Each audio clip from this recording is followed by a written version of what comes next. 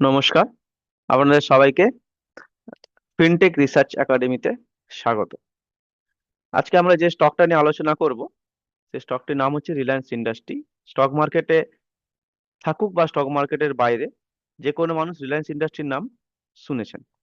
হ্যাঁ, তো সেই রিলায়েন্স ইন্ডাস্ট্রি, যার মার্কেট ক্যাপ হচ্ছে 16,66,173 কোটি।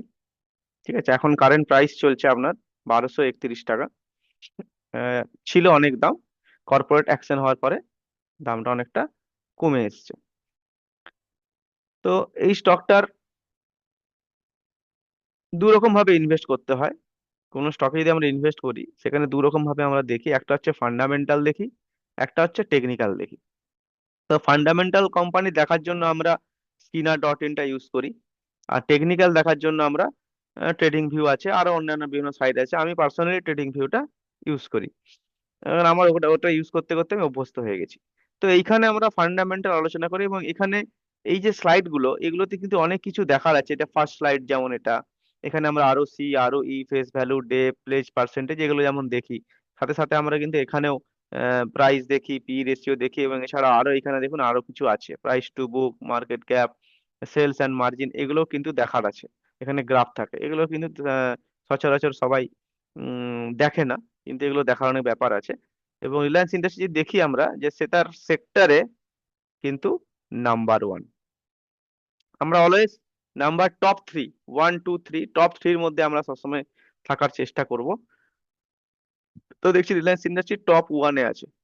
ঠিক আছে, তাহলে রিলায়েন্স ইন্ডাস্ট্রি একটা ভালো পজিশনে আছে, সেক্টর লিডার। ঠিক আছে, তো আজকে আমরা ফান্ডামেন্টালে কিছু আলোচনা করছি না, আমরা শুধুমাত্র টেকনিক্যাল দেখব, যে এই মুহূর্তে রিলায়েন্স ইন্ডাস্ট্রি টেকনিক্যালি ইনভেস্ট করার জায়গায় আছে কি নেই। যদি একটু পি রেশিওটা আমরা দেখে নিই, হুম, তাহলে টেকনিক্যালি ইনভেস্ট করার জায়গা আছে কি নেই আমরা একটু দেখে নিই। দেখুন, এখানে আমরা দেখতে পাচ্ছি রিলায়েন্স ইন্ডাস্ট্রি পড়ে পড়ে পড়ে পড়ে দেখতে পাচ্ছি অনেকটা নিচে, প্রায় 1600 টাকা থেকে প্রায় 1200 টাকার কাছাকাছি চলে এসেছে, 1231 চলে এসেছে। তো তাহলে অনেকটাই ডাউন আছে আমরা এই মুহূর্তে দেখতে পাচ্ছি। তো এই যে জায়গাগুলো, এই জায়গাগুলো বাইং এরিয়া কিনা সেটা আমরা একটু দেখে নিই।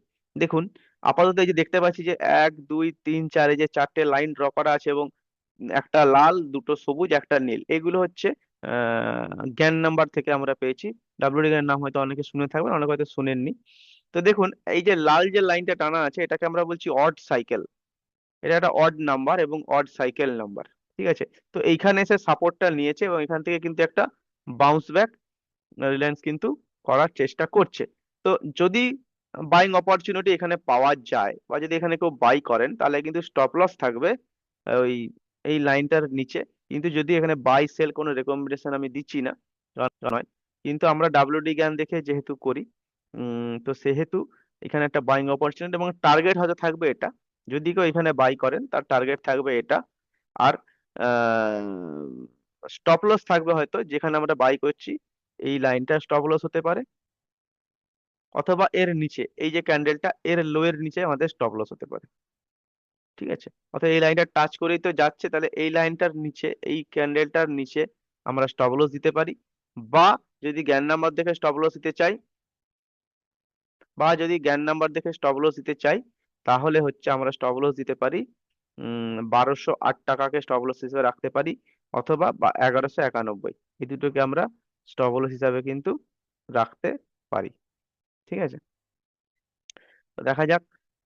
আর উপরের দিকে টার্গেট কিন্তু আমাদের, ফার্স্ট টার্গেট হচ্ছে 1297, আর সেকেন্ড টার্গেট হচ্ছে আমাদের 1369। 1369, এটা আমরা কি দেখে পেলাম? আমরা কিন্তু এই জ্ঞান নাম্বার দেখেই কিন্তু পেলাম। 1369, কালারটা আমি একটু চেঞ্জ করে দিচ্ছি। 369, এটা হচ্ছে আমাদের টার্গেট। সেকেন্ড টার্গেট হচ্ছে এটা, ফার্স্ট টার্গেট হচ্ছে এটা। ঠিক আছে, এবার এই যে এক্সেলটা, এখানে প্রায় আমাদের 1.5 লাখ মতো আমাদের নাম্বার আছে। এগুলো হচ্ছে ইম্পর্টেন্ট নাম্বার, এবং কেন এগুলো ইম্পর্টেন্ট নাম্বার সেটা নিয়ে পরে একটা ভিডিও আমি বানাবো। ওই নাম্বারগুলো হয় বা কি করে, কি করেই বা তৈরি করা হয়, সেগুলো আমি বলবো আপনাদেরকে একটু একটু করে। আচ্ছা, এবার যদি লোয়ার টাইম ফ্রেমে একটু আমরা চলে যাই, আমরা দেখি যে লোয়ার টাইম ফ্রেমে ডাউন ট্রেন্ডটা চেঞ্জ হয়েছে কিনা। ডাউন ট্রেন্ড চেঞ্জ হবার একটা মেথড আছে, থিওরি আছে, যে আপ ট্রেন্ড থেকে ডাউন ট্রেন্ডে কিভাবে কনভার্ট হবে এবং ডাউন ট্রেন্ড থেকে আপ ট্রেন্ডে কিভাবে কনভার্ট হবে, এগুলো একটা মেথড আছে। তা আপাতত আমরা দেখতে পাচ্ছি যে লোয়ার টাইম ফ্রেমে এখনো পর্যন্ত কিন্তু আপ ট্রেন্ডে কনভার্টের কোনো আমরা সিগন্যাল দেখতে পাচ্ছি না।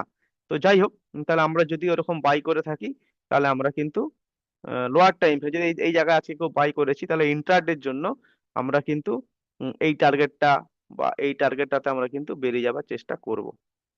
এই টার্গেটটায় মানে 1244, মানে 1225-এ বাই করলে 1244 বা 1263, এই সবগুলোতে কিন্তু আমরা একটু বেরিয়ে যাওয়ার চেষ্টা করব। কেন? এখনো পর্যন্ত ডাউন ট্রেন্ড আপ ট্রেন্ডে কনভার্ট হয়নি। যে আমরা পজিশনাল যে ট্রেড নেব, সেই জায়গাটা কিন্তু এখনো পর্যন্ত আসেনি। আর যদি কেউ সুইং এর জন্য নিতে চান, তাহলে নিতে পারেন। তখন তার জন্য টার্গেট হচ্ছে এই যে 1297, আর তার উপর হচ্ছে 1369।